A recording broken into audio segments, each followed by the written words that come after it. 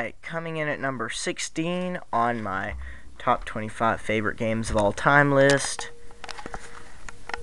Let me just warn you now, I'm a Halo fanboy. There's really only like 2 or 3 titles.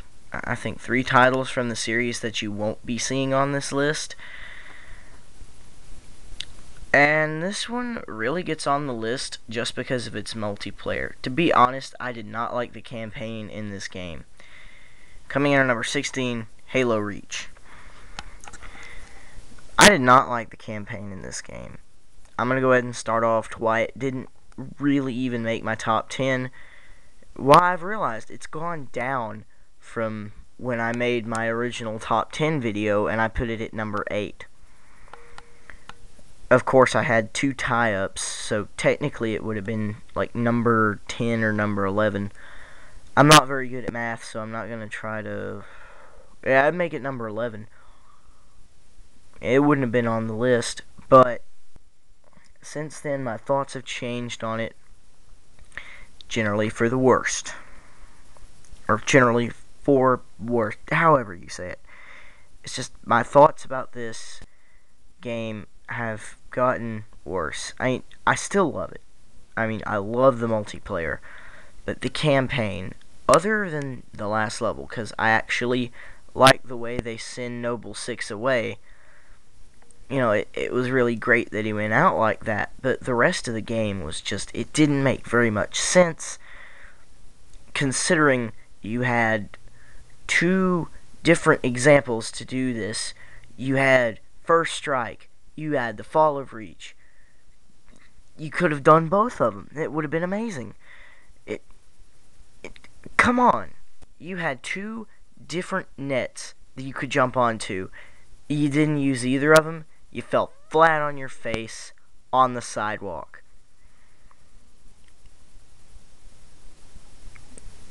But remember, that's just the campaign. Now let me get on to why I like this game.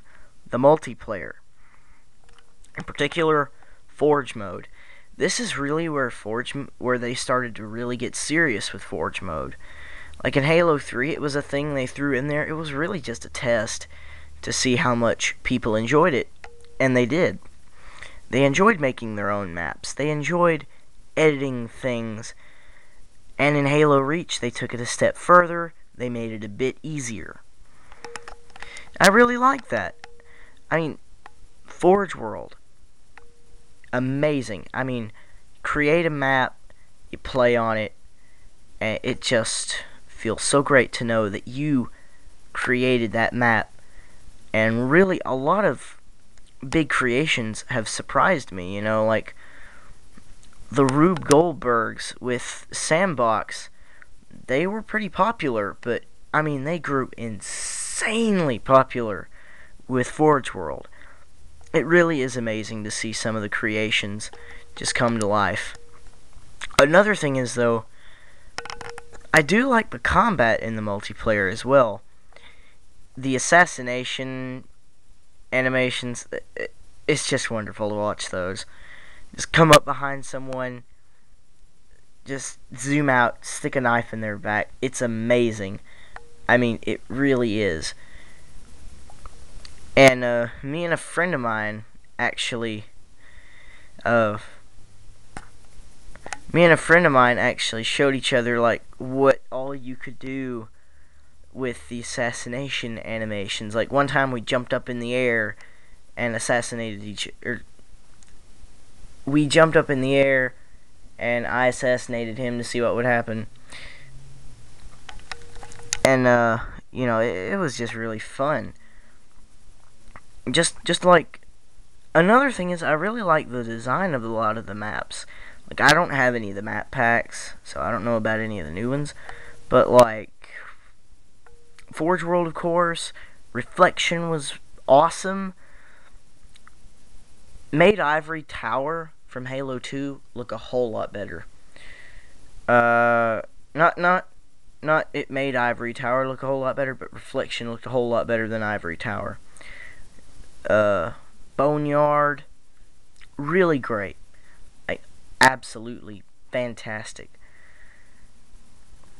Of course, a few of the maps came from actual places in the game, But, of course, I mean, Reflection was actually in the game at one point, if I remember correctly. But, still, it was based on Ivory Tower. That's something I noticed. And, then, of course, when I got the Combat Evolved Anniversary Edition, it had some more Halo Reach maps on there. So I'm considering that part of Halo Reach instead of part of Combat Evolved. And Breakneck was probably my favorite map on that one, which was basically a redone version of the